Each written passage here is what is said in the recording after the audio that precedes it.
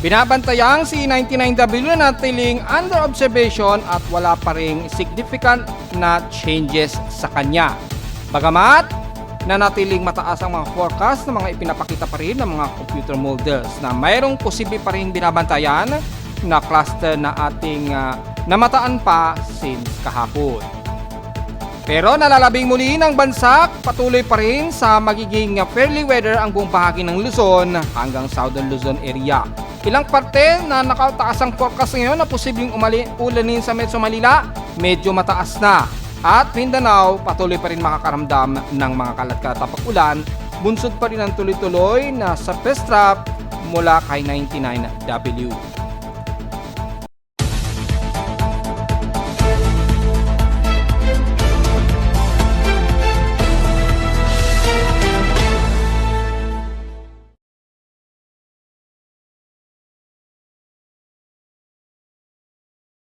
Hello, good morning mga folks. Welcome po muli sa ating Daily Weather Bulletin at Analysis para sa araw o huling dalawang araw na po ng April 29, 2025. Ang oras nating boss may maga, alas 10:16 na ng umaga. Huling dalawang araw na po ng April ha, medyo minalas po ang inyong lingkod dahil yung aking lightning detection system medyo bumigay po dahil binahayan po pala ng critters na mga langgam. Kaya medyo naka-shutdown muna yung aking lightning detection system. Pero tuloy-tuloy pa rin ang detection ng aking webpage. Hindi nga lang masasama rito yung aking data dahil naka-offline muna yung ating lightning detection system. Pero within today ay mapapabalik natin to sa normal. Grabe, binahayan po kasi ng langgam yung aking mismong antena. Yung antena pa naman yung pinakamahal na parte yan. So nawalan po ng supply dahil nag-overwhelm po yung mga critters doon sa loob ng box. So hindi ko may pakita dito dahil hindi naman tayo naka-live, pero ang hitsura niya is halos natabunan po yung pinaka-socket niya at yung pinagsusupplyan niya ng power supply ay nadali po. So nililinis natin mula pa kagabi. Temporary naka-shutdown pa siya. Bagamat active na may 39 lightning strikes po ang nadetect ng aking lightning detection system webpage dito. Hindi nga lang kasama yung aking website. Ayun, no? So offline po ang aking station. Naka-indicate po dyan. Ayan. So wala po tayong magagawa kung ano. Yan, naka-offline po yung ating data. Kaya wala tayong data o wala tayong pumapasok na data sa kanila. So, medyo pasensya muna. Pansamantala lang naman yan. Kailangan lang natin ma-restore. Malinis muna yung pinaka-antenna box. At within ngayong araw ay mababalik natin yan sa normal. So, yun lang po. So, makikita ninyo dito, offline po siya. Wala ngayong pumapasok na data. So, medyo pasensya muna. Hindi natin may iwasan yan dahil 2 taon nang walang linis yung aking antena. Since kampante naman ako na walang makakapasok pero sa hindi malamang dahilan, nagawa pa nila ang pumasok sa aking antena which is na overwhelmed. Buti na lamang gumagana pa rin yung board na which is napakamahal pa naman ng circuit board nito. Sa sobrang liit niya, nagkakahalaga ng halos 10,000 ang presyo.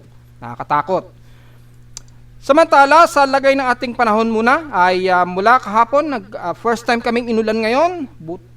Since kahapon po, buti na lang kahit papano, inulan kami sa Caloocan at biglaan po yun, may kasabay na localized thunderstorms which is doon ko lamang na-notice hindi gumagana aking lightning detection system.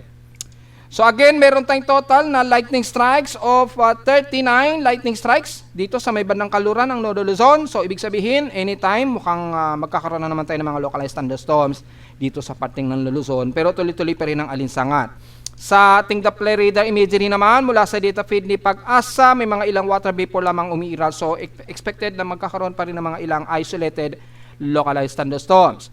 Sa thunderstorm advisory natin sa Visayas, well, as of 9:31 AM ay expected ang ilang bahagi kasama na ang Palawan muli gaya kahapon na mga localized thunderstorms na may kalat-katapang ulan. Kasama na ang buong San Vicente, Rojas, Dumaran, Araceli, Taytay, El Nido at Cagayan, Silio. Within 1 to 2 hours po effectivity niyan. So medyo ingat na lamang kung sakaling malakas po ang buhos ng ulan. Pero kung tama lang naman, well, maganda po at para kahit paano presko ang inyong temperatura dyan.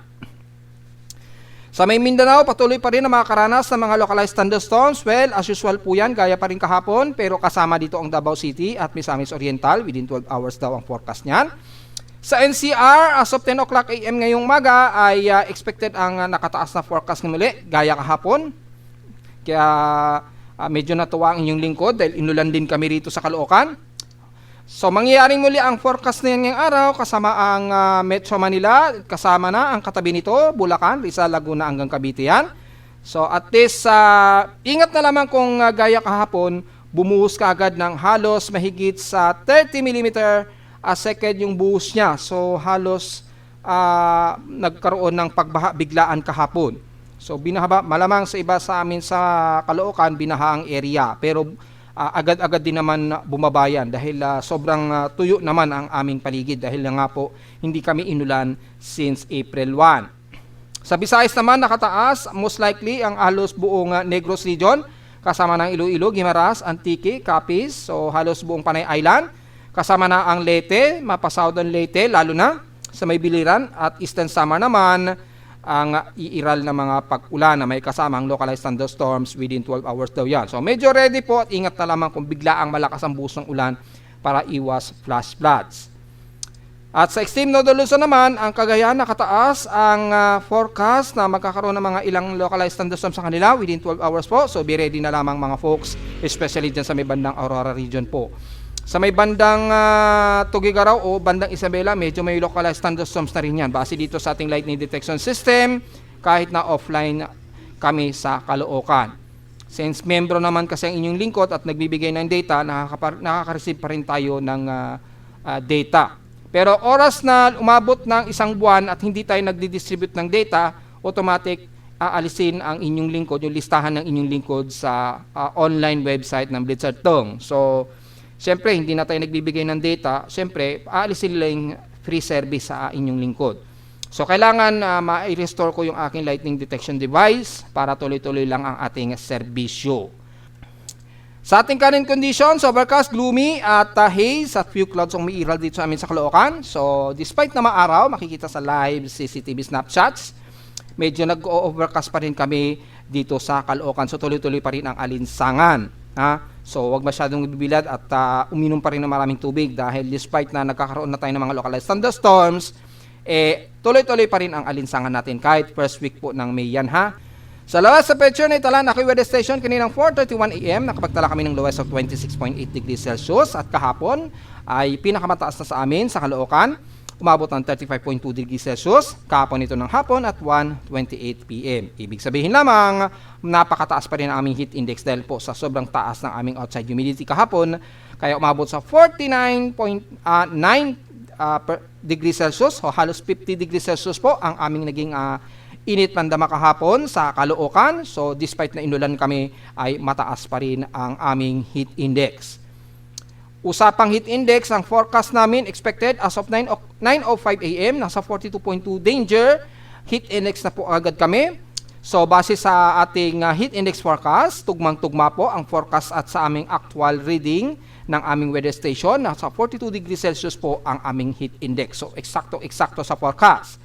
Expected danger sa amin sa Caloocan, aabutin daw pinakamataas 44 degrees Celsius starting ngayong tanghali 12 o'clock PM hanggang alas 3 na po yan mamayang hapon. So grabe pa rin ang danger, ang init sa amin sa Caloocan.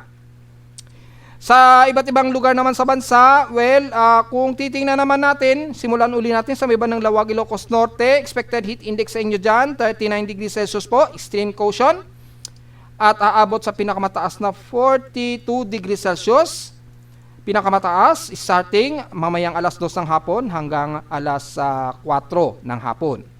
Sa mga hanggang alas 4 po yan, ang itatagal po ng hanggang 42 degrees Celsius ang pinakamataas na heat index ninyo dyan. Sa bandang Salit, Bulangon, Ilocos Norte naman yan. Sa Tugigaraw naman, ang pinakamataas sa inyo, taas masyado. Yan. Sa may Tugigaraw, 39 degrees Celsius index sa inyo dyan at magde-danger ito na maximum hanggang 44 degrees Celsius starting mamayang alauna ng hapon po yan. Pero hanggang alas 2 po na magtatagal ang danger level ng heat index sa inyo dyan. So wag po masyadong mag-dehydrate din dahil patuloy pa rin na mainit sa inyo dyan at sobrang alinsangan. Sa Santiago naman, sakop ng Isabela ay expected heat index sa inyo dyan ngayong 10 a.m., 38 degrees Celsius po. Pero magma-maximum yan o pinakamataas na aabutin ninyo hanggang 43 degrees Celsius starting ngayong alauna hanggang alas 2 po yan ng hapon. Sa may bandang Dagupan naman, sa Pangasinan, 42 degrees Celsius naman ang heat index ninyo na naka-forecast sa inyo dyan. At inaasang aabot daw sa pinakamataas na 45 degrees Celsius starting mamayang alauna hanggang alas 2 yan ng hapon. So grabe pa rin ang init sa inyo. Sa Tarlac, sa Central Luzon naman, pinaka-heat index ninyo ngayong umaga, 41 degrees Celsius. At inaasang aabot sa napakataas pa rin na hanggang 47 degrees Celsius ngayong alas 2 po yan ng hapon. So wag masyado magbibila dahil mas mataas pa rin ang heat index sa inyo dyan sa Central Luzon. Sa Batangas area naman ay heat index sa inyo dyan, expected 43 degrees Celsius. Ang expected na heat index ngayong umaga, pero aabot yan sa pinakamataas pa rin daw hanggang 45 degrees Celsius starting ngayong 11 o'clock AM hanggang alas 12 po yan ngayong tanghali. So wag din masyado magbibila dahil matindi rin ang inyong heat index dyan. Sa bahagi naman ng San Jose, Occidental Mindoro, expected forecast ngayong umaga, 40 degrees Celsius. Pero pinakamataas nito hanggang 42 degrees Celsius hanggang ngayong 12 PM po yan. Naaabot sa 42 degrees Celsius extreme caution. So, delikado rin masyadong magbibilad. Uminom din po ng maraming tubig. Sa Cebu naman, o bandang Central Visayas, reference natin sa may bandang Cebu City mismo, Central Visayas, 39 degrees Celsius ang expected forecast ninyo na heat index ng umaga, pero aabutin niya ng pinakamataas hanggang 41 degrees Celsius ngayong 11 o'clock AM hanggang ngayong alas 12 ng tanghali. So medyo mataas pa rin. Sa bandang Mindanao naman, sa Davao City, expected heat index ninyo dyan, 36 degrees Celsius po. At pinakamataas na ang 37 degrees Celsius ngayong 11 o'clock AM. So hindi naman aabot ng 40 degrees Celsius base dito sa forecast, mamayang 11. Pero nasa extreme caution pa rin tayo dyan. So medyo mataas-taas pa rin. Ingat na lamang at huwag masyado ring magbibilad. Ngayon, kung ulanin naman, medyo ingat naman sa posibleng pagbaha. Sa Zamboanga Peninsula naman, napakababa ng heat index sa inyo, 33 degrees Celsius lamang, pero aabot pa rin yan sa extreme caution mamaya, starting 34 to 36 degrees Celsius. Starting yan mamayang alauna hanggang alas 2 po ng hapon. So medyo mataas pa rin, lalo na mamayang hapon, kaya huwag rin masyado magbibilad. At siguro mababa lamang din inulan ngayon sa inyo dyan. Despite na nagkakaroon kayo ng mga pag-ulan dyan sa Mindanao, ingat pa rin dahil tuloy-tuloy pa rin ang humid at maalinsangang panahon sa inyong area dyan. Sa ating volcanic thermal alert status, nakalow naman si Taal Volcano, pero kahapon napabalitaan natin ay nag-erupt daw itong si Bulusan. Mount Bulusan po yan. So tingnan natin kung gaano kalakas ang ibinugan itong ni Bulusan kahapon. Medyo tumaas, pumutok daw yung niya, kaya nag-raise ng alert level 1 si Mount Bulusan. So akala ko medyo nananahimik na itong si Bulusan, pero nagkaroon ng isang phreatic eruption, tumagal ito ng 24 minutes, kaya nagbuga siya ng napakamalawak na plumes na at least nagtaas ito ng at least 4,500 na taas. Yan, napadpad dito sa kanlurang timog kanluran daw. So, merong isang phreatic eruption po na naganap kahapon at 89 volcanic earthquakes. Ang dami ha. Kabilang na 2 volcanic tremors na tumagal ng 1 to 2 minutes po. So, sa mga kababayan natin dyan sa paligid ni Bulusan, medyo distansya muna. According dito sa announcement ni PBOX, ay pagpasok sa 4 na kilometro radius ay medyo distansya daw muna. At medyo bawal po sa within 2 km extended radius zone daw ng EDC. So bandang timog silangan po yan. Medyo bawal munang lumapit ang anumang aircraft sa pinaka-crater ni Bulusan. Pinagbabawal muna. So posible pa raw maganap ang biglaang pagputok at steam at phreatic explosions gaya po nangyari kahapon. So nakataas po sa alert level 1 ang status ni Bulkang Bulusan. So mag-iingat po ang lahat dyan at magmas po tayo dahil expected po may mga ilang alikabok pa na ibinuga itong si Bulusan. At marami-rami rin ang naging volcanic earthquakes niya. Umabot ng 89 volcanic earthquake. Ang dami nito ha. Mas marami pa kaysa kay Taal at Mount Canlaon. So ingat na lamang po. Nag-release ito ng 30 tons a day po since February. So wala siyang latest ngayon. Pero nagbuga naman ito ng dulot ng phreatic eruption kahapon na taas, 4,500 po. Napakataas po yan. So namamaga po ngayon yung Bulkang Bulusan. So aktibo na naman itong si Mount Bulusan. So sana ibalik ni Miroba yung data ni Bulusan dahil naka-offline yung data niya doon sa ating Moody's. Kaya wala po tayong naka-indicate dito na Mount Bulusan. Yan. So aktibo na siya. Sana ganun din dito sa pinaka-latest ng infrared thermal anomaly kay Bulusan. Sana ibalik na uli dahil aktibo na naman itong si Mount Bulusan. Kaya sa pinaka-thermal monitor natin, wala tayong idea sa ngayon. So medyo antay na lamang natin na maging available po yan mga folks. At wala sa pinaka-satellite imagery within past 24 hours, wala rin nakikitaan dito na na-release o nakita sa pinaka-satellite. Pero ayan o, nakitaan siya. Ayan o, yung abo ni Bulusan. Ayan o. So medyo nakitaan siya sa satellite kahapon. So ingat po mga laha ang mga kababayan natin dyan sa may bandang paligid ni Bulusan. Samantala sa ating peak 16 past 24 hours naman, kung itatabi, nangunguna sa pinakamainit, ang Tugigaraw pa rin, 38.1 degrees Celsius. Ang grabe init sa kanila, despite na inulan. Sa Baguio City, stationary pa rin sa kanila at 17.2 degrees Celsius. Ang pinaka-lowest at sa inulan naman ang Calapan, Oriental Mindoro ay nakaranas ng 40 mm na total rainfall. Kahapon sa amin sa Caloocan, at least for the first time po, kahapon nasa total of 15.3 mm ang naging pag-ulan namin kahapon. So nanatiling way below normal po ang total rainfall at isang beses pa lamang kami inulan. Kahapon lamang yan. So napakababa pa rin sa average namin na mahigit 21 mm na total rainfall. Moderate ang ating outside air quality, 62 index po. So magmas po tayo sa mga sensitibong mga baga. Medyo mataas po yan ha. Particulate matter 29.15 micrograms per cubic meter. So medyo sensitive yan sa mga sensitibong mga baga at delikado pong malanghap po. Malamang may thermal inversion tayong nagaganap despite na umiiral ang humid na panahon at overcast. Outside humidity natin, katamtaman 74% at tumaas ito ng 3% since last hour. Medyo mababa ang ating atmospheric pressure, 1,009 hectopascals and stay dito since last hour. So, posibleng magkaroon tayo ng mga localized thunderstorms ngayong maghapon. At maaaring mangyari na naman yan dito sa Metro Manila. So, medyo magbaon po tayo ng payong para sa biglaang ulan, lalo na mamayang tanghali o mamayang hapon. High tide and low tide status, while nasa maximum high tide po tayo, tingnan natin yung sea level kung mataas ba. Dahil mababa lamang ng isang araw. Well, pinakamataas po, aabot 1.2 meters po, mamayang 10:14 a.m. So, actually, kanina pa to, mga 10:14 po, nasa high tide na po tayo. So, maximum high tide po tayo, 1.2 meters po, delikado po sa papalaot dyan sa may pangpang, lalo na sa mga malilit na mangisda. Since medyo katamtaman pa naman, ang ating sea wave current, well, double check natin kung maalon ba. Gamit ang ating Tropical Cyclone Assessment Monitoring for Significant Wave Height. Yan, tingnan po natin. Significant wave height muna titingnan natin. Ayan, kung titingnan natin ay mukhang nanatiling kalmado naman yung ating karagatan. Medyo tumataas lamang ng 1.2 meters dyan sa may bandang extreme ng Luzon, pero hindi naman tataas yan within 24 hours.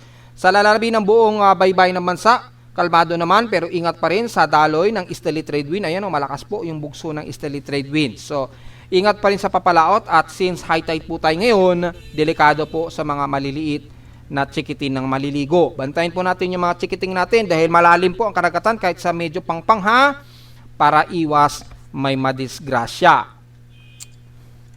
Samantala, sa ating almanak, sumikat ang haring araw kaninang 5:34 a.m. at tinasang lulubog po ito mamayang 6:12 p.m. At since new moon pa po tayo, ay diretso agad tayo sa ating local weather outlook para ngayong Tuesday and Wednesday. Partly cloudy po ang ating araw ngayong maghapon. May chance pa rin tayo na pag-ulan, 16 to 20% chance ngayong Martes. So, depende na lamang yan, depende sa pinaka-isolated case. At bukas na Miyerkules ay magiging maulap ang ating panahon, 10 to 13% chance daw na uulanin dito sa amin sa Caloocan. So, maaaring hindi sa amin, posible naman sa may bandang Quezon City ang uulanin. Madalas Quezon City ang unang inuulan dyan eh. Mababa lang madalas sa amin sa Caloocan. Highest and lowest temperature expected, maglalaro 35 degrees Celsius and lowest temperature expected ay nasa 27 to 28 degrees Celsius. Sa local weather advisory naman natin mula sa data feed ni Pag-asa, pero late na po ito. Dahil 3 o'clock AM po ito ni-report. Namataan nila kaninang 3 AM ang sentro ng low pressure area na C99W, layong 695 km east of Davao City. Embedded pa rin ng ITCC at yung sa Pestra pa rin niya nagpapaulan dyan sa paligid ng Davao region pa rin. So titingnan natin kung nasaan na ang pinaka-location niyan. Kung kay Pag-asa, 695 km po ang layo niya mula sa Davao City. Tingnan naman natin ngayon, ngayong mga oras na ito kung gaano na siya kalayo, ha. So diretso muna tayo sa ating ginagamit na satellite imagery. Makikita po medyo may ilang party to sa Muslicaw din ngayon ang umiiral sa iba't ibang panig ng Northern Luzon. Ayan, makikita po sa pinaka-satellite imagery.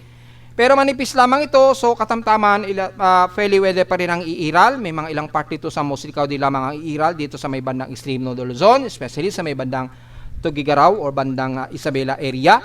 So mga party to sa Muslicaw din iiral sa inyo dyan.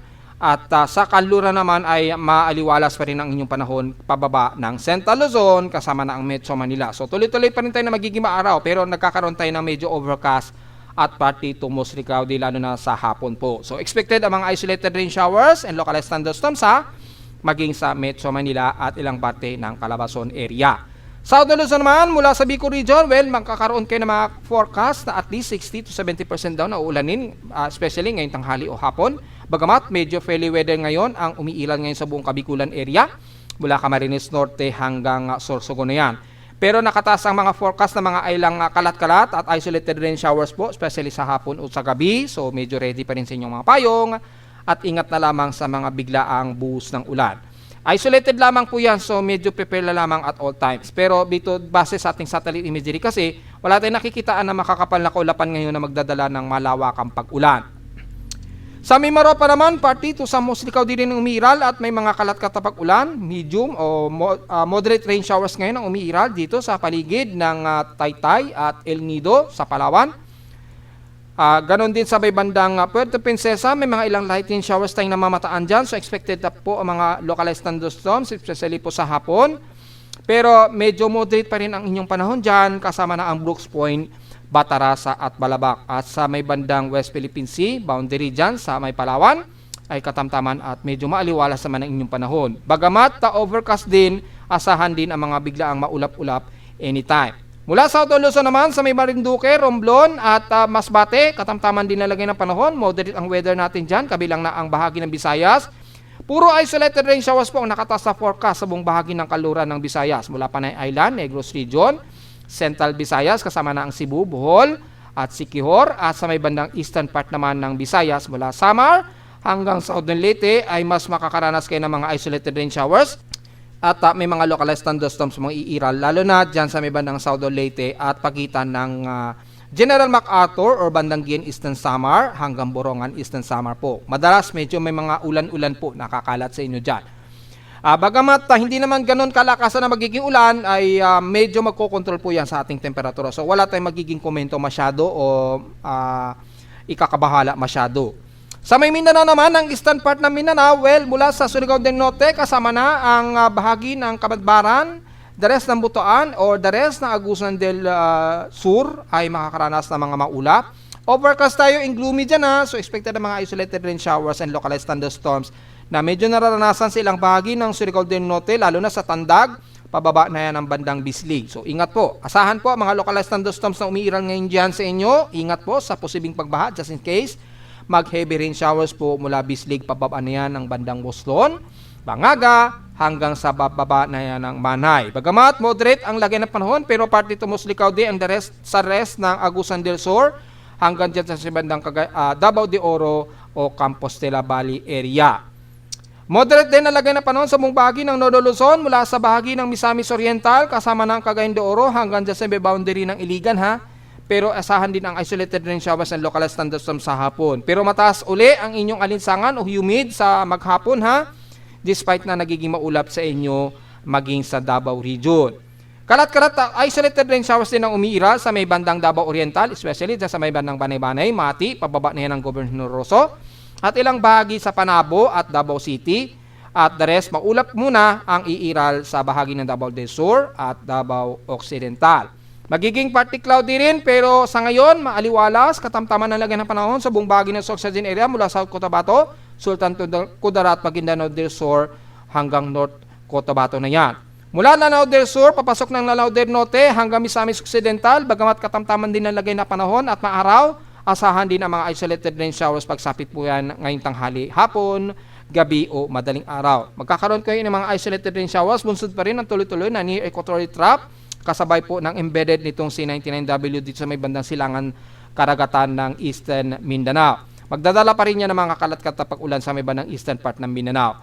So the rest ng Zamboanga Peninsula ay medyo katamtaman muna ang lagay ng panahon, pero anytime magkakaroon kayo ng mga isolated rain showers and localized thunderstorms, especially sa may bandang Zamboanga City, isla ng Basilan at Holo-Sulo. Mga ilang light to moderate showers pong iiral dyan at may mga localized thunderstorms. So ingat po sa mga pagkidlat dahil malawakan po ang mga pagkidlat dyan, lalo na mamayang hapon. So mag-iingat pong lahat sa bahagi na yan ng Zamboanga Peninsula. So the rest ng buong bansa, kung mapapansin natin, puro moderate ang nagiging lagay na panahon natin, pero tuloy-tuloy pa rin ang alinsangan at pagtaas ng ating heat index dahil hindi pa rin nawawala ang tuloy-tuloy na easterlies na dala sa may bandang silangang dagat Pasipiko natin.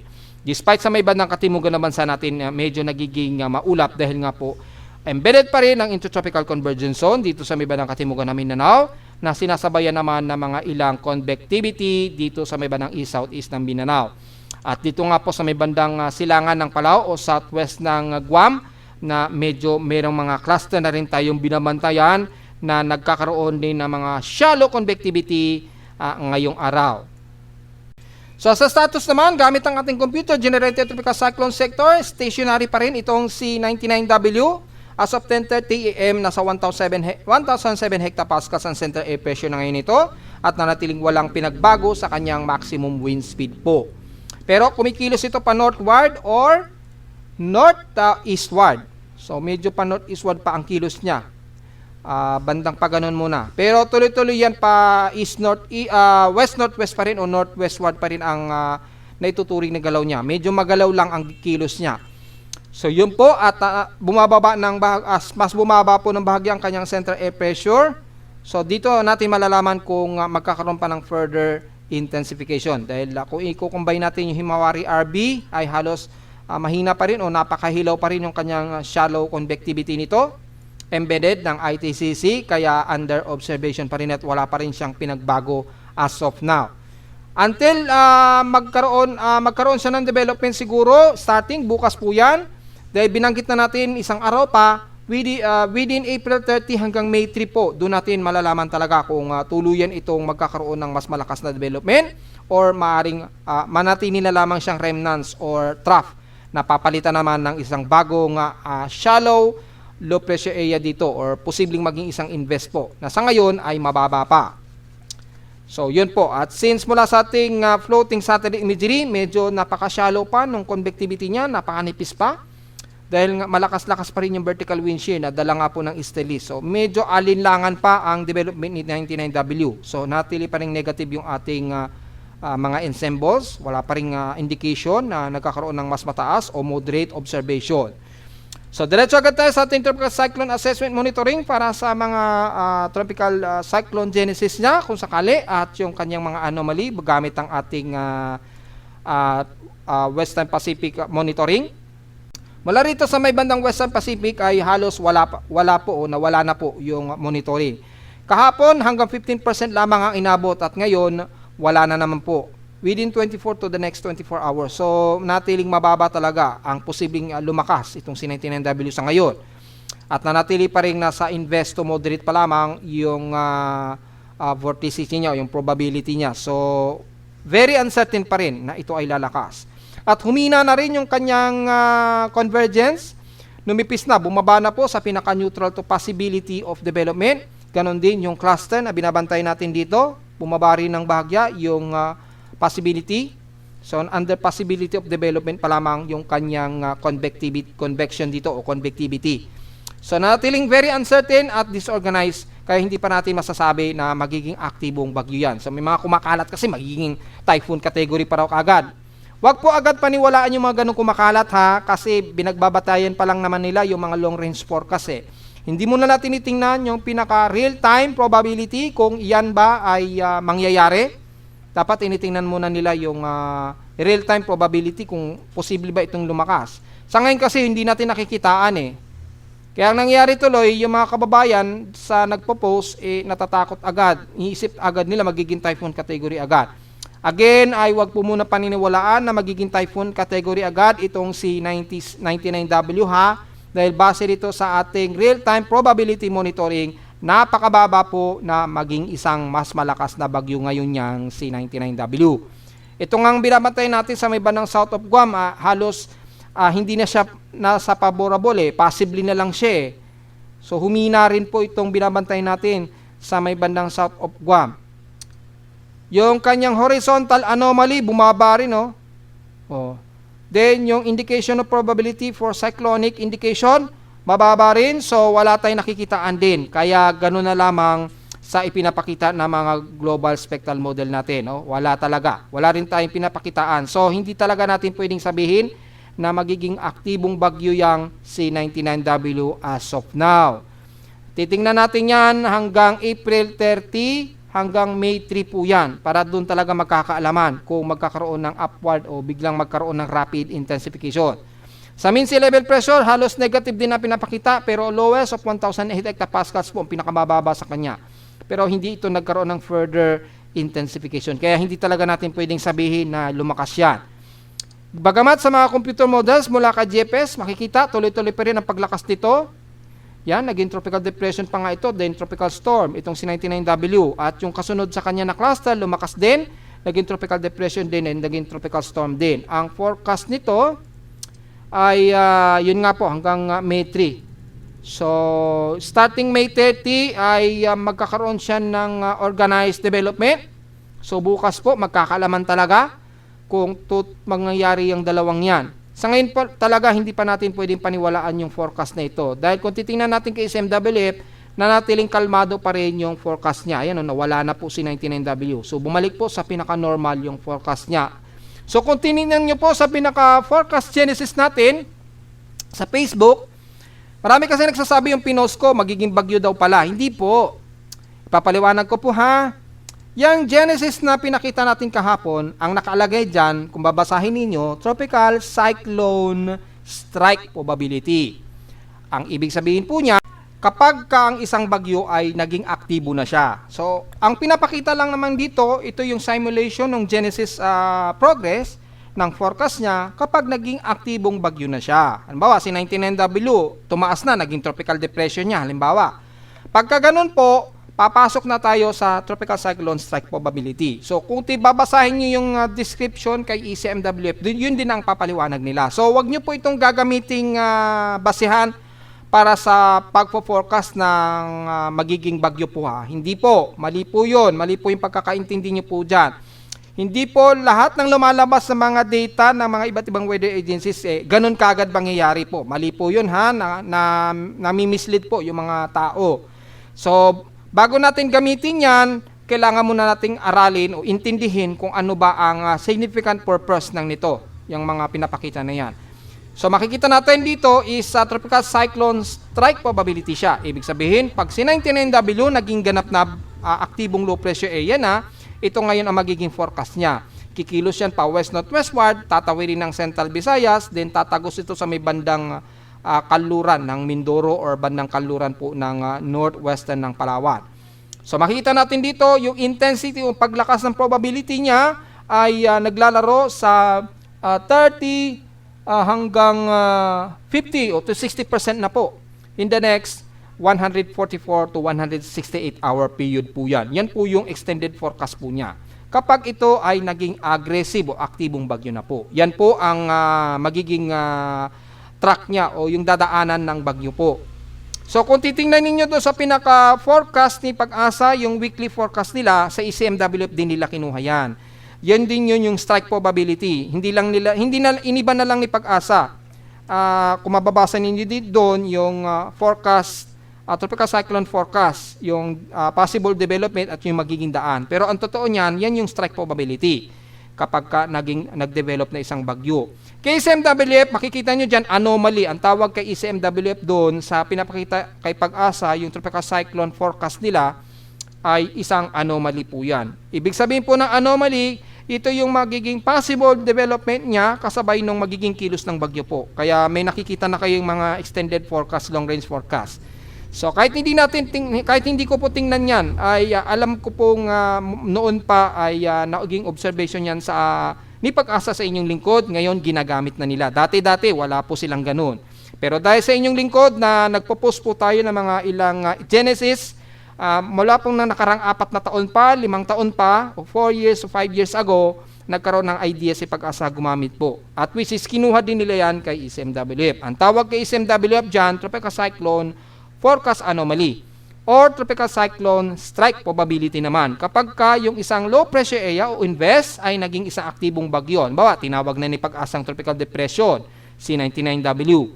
Kapag tinawag na ni Pag-asa na Tropical Depression, gagamitin na natin itong strike probability nito na ito ang magiging posibleng development niya. Kung mas lalakas pa siya, magiging tropical storm ba siya, magiging severe tropical storm ba siya in the next 24 or the next 120 hour all the way base dito sa oras. Ganon po yan. Kaya wag nyo pong sasabihin na yung may nakita na kaagad kayo na ganyan 40 to 60%, sasabihin nyo na agad, magiging typhoon category kaagad ito. Ay hindi po, mali po. Hindi po. Wag nyo pong gagawing agad na ganung forecast yan. Nagkakaroon po ng misleading na po yung informasyon na ibinibigay natin. So, step by step po ang paggamit ng forecast at hindi po agad-agad binibigyan ng conclusion na magiging bagyo agad, typhoon category agad. Hindi po.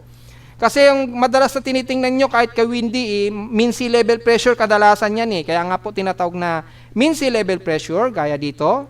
Yan. Babalik tayo Tulad natin dito, ginagamit natin yung mean sea level pressure sa mga iba't ibang computer models. Pag sinabing mean sea level pressure, typically, ito yung forecast kapag bumababa ng bumababa, dahan-dahan yung atmospheric pressure, nagiging ganito po, nagiging mga sirkulasyon na ganyan, bumababa yung atmospheric. Kaya nga merong atmospheric pressure tayong nakikita dyan. So dito natin pinagbabasehan kung ito ba ay magiging active na low pressure area, magiging active yung bagyo ba ito. Yan po yung pinagbabasehan natin. And then, kapag naging aktibong low pressure area na ito, in certain time po, papasok na tayo ngayon sa tropical cyclone strike probability. Ayan may idea na po kayo Kasi yung ibang mga weather vloggers, hindi nila pinapaliwanag yan. Basta lang nila sasabihin, ay, ito may malaking tsansa na magiging typhoon. Dahil nakita lang nila dito sa strike probability, nagkulay blue na siya o light blue. Ibig sabihin, more than 60% chance na siya. Ibig sabihin, magiging typhoon category daw kaagad. Mali po yun. Mali po yung ganong pag-a-analyze. Hindi pa nga natin nasisiguro kung magiging active na low pressure area sa 99W nagbabanggit na agad na magiging typhoon category. So yun po yung paliwanag dyan mga folks. Kaya until now, hindi ko pa rin sinasabi na magiging bagyo yan, magiging active na bagyo yan. Dahil malinaw naman sa ating mga global spectral model, napakababa pa po yung kanyang tendencies. At kahit tingnan natin sa mga ibang weather agencies sa ating tropical cyclone advisories and forecast, mapapansin ninyo walang itinataas na anumang forecast prediction ang mga iba't ibang weather agencies gaya na lamang ni Joint Typhoon Weather Centers na natiling zero suspected pa rin sa kanila. Kasi nga po, hindi pa rin talaga organized si 99W. Kaya Japan Meteorological Agency, ganun din, di ba? Wala rin silang itinataas. Kasi nga po, ay hindi nila binabase muna ang strike probability. Tinitingnan muna yung status ng global spectral model or yung kahit man lang yung mean sea level pressure development. So, titingnan nila doon and then yung real-time na anomalies, kung yung vorticity, yung favorable nila, tumataas ba yan? Nagkakaroon na ba ng pagbaba sa atmospheric pressure within 12 hours, 6 to 12 hour po? Kapag hindi po kasi nagbabago yan, hindi po talaga sila pwede pang mag-discuss pa o magsabi na, oy, meron na tayong low pressure area, tropical depression na agad. Hindi po. So, yung papaliwanag dyan. Magbase muna tayo sa ating pinaka-basin, yung pinaka-real-time na galaw po ng low pressure area. Tulad niyan, napakababa po. So, hindi natin pwedeng sabihin na lalakas yan in the next 24 to 48 hour period. Ito na nga po, 24 to 48 hour na nga po ito Tapos meron tayong real-time na ginagamit. Makita natin, halos walang kulay wala tayong nakikita dito sa mapa. Napakababa. Ibig sabihin lamang yan ay napakaliit pa ang tsansa talaga na magkaroon ng paglakas ng nakikita natin dito sa mga computer models. Kahit kay SMWF, wala negative po, di ba? So, paano natin masasabi na magiging typhoon category agad yan? May mga nagsasabi na kagad dun sa aking Facebook page eh. Mali po yun. Wag agad maniwala sa mga kumakalat na magiging typhoon kaagad. Lalo na daw pagdating po ng A1 o A2, magiging typhoon at category daw kaagad. Paano nga po natin masasabi agad yan kung negative pa po sa pinaka-real time anomaly ng low pressure area na to? So, hindi pa rin natin pwedeng sabihin ganyan ha. Yan, magiging guidance pa lang muna natin yung mga pinapakita ng mga global, mga computer models na yan. Ayan, tulad niyan, kay NavGem, aggressive at may sumunod na cluster. So, since may pagbaba sa atmospheric pressure, tingnan natin kung mangyayari ba in real time. Pero sa real time, humina siya. Oh.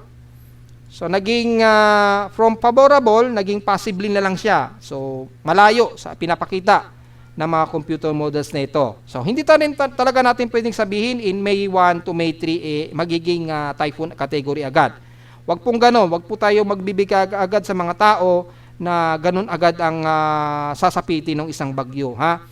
Step by step lang po muna tayo para hindi po mabigla yung ating mga kababayan.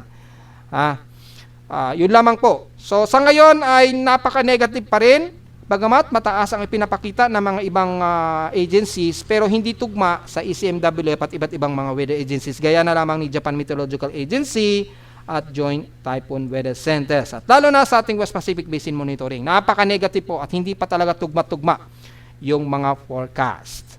So diretso agad sa ating ulat lindol. Well, malinis po ang ating paligid ngayon. Wala masyadong mga malalakas na pagyanig di gaya ng isang araw na nagkaroon ng sunod-sunod na pagyanig sa may bandang Dalupiri Island. At ngayong araw, diretso agad tayo sa pinaka-data feed ni PBOX. Marami-rami kaagad yung mga minor earthquakes. Pero sa ngayon, wala tayong nakikita na mga magnitude 4.0 dito pataas. Pero marami-rami kaagad yung mga minor earthquakes nila since kaninang madaling araw. So, kalmado. Sa World Seismic Monitoring natin, halos mga magnitude 4 lang ang nakikitaan natin dito mula kahapon. Yan. So, medyo mga minor to moderate earthquakes ang nakikita natin at sa iba't ibang panig ng mundo. So, diretso agad tayo sa ating historical earthquake data for a month of April kung aabot na ba sa 900 ang total earthquakes ngayon. For the month of April 2025, nasa total of 909. Tama nga tayo. Total of 909 earthquakes na po tayo. 876 dito is magnitude 2.0 pataas. 24 sa magnitude 4.0 at 8 ang ating magnitude 5.0. So mukhang hindi dinigrade ni PBOX yung nadagdagan ng mga magnitude 5.0. So ibig sabihin, ang month of April ang may pinakamaraming malalakas na mga pagyanig kumpara ng mga nakaraang buwan since January. Nahigitan ni April yung dami ng malalakas na pagyanig. At meron tayong isang magnitude 6.0. So mukhang mas aktibo ang mga pagyanig ngayong month di gaya ng mga nakarang taon. So, tingnan natin kung hahabol pa yan sa 1,000 pero mukhang hanggang 900 mahigit na lang talaga siguro ang kakayanin nitong ating earthquake monitoring. Pero tingnan natin, baka mabigla tayo, mas dumami yung mga aftershocks at mga ilang cluster earthquakes. Bukas, baka humabol pa yan sa 1,000 total earthquakes bukas, which is huling araw na po yan. Wala naman tayong April 31 hanggang 30 lang po yung ating April month. So yun lamang po, nasa total of 909 earthquakes na po tayo mga folks. At mukhang matatapos ito either 1,000 earthquakes. At narito naman ating 3-day 20 weather forecast sa araw ng Martes, April 29, 2025.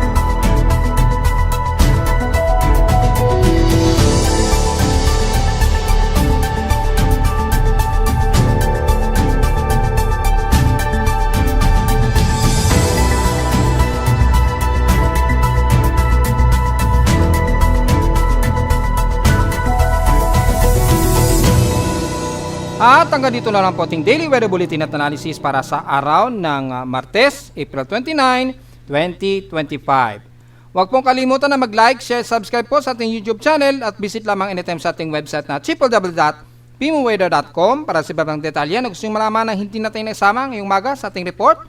Expected pa rin at magkakaroon na tayo ng mga posibleng mga localized thunderstorms dito sa Metro Manila. So anytime, be ready na lamang sa inyong mga payong mga folks. At visit lamang sa ating website sa gustong malaman ng pinaka-dynamic events mula sa reading ng aking aparato sa Caloocan mismo at sa data feeds mula sa iba't ibang weather agencies. Maraming salamat po mga folks at magandang araw po sa ating lahat.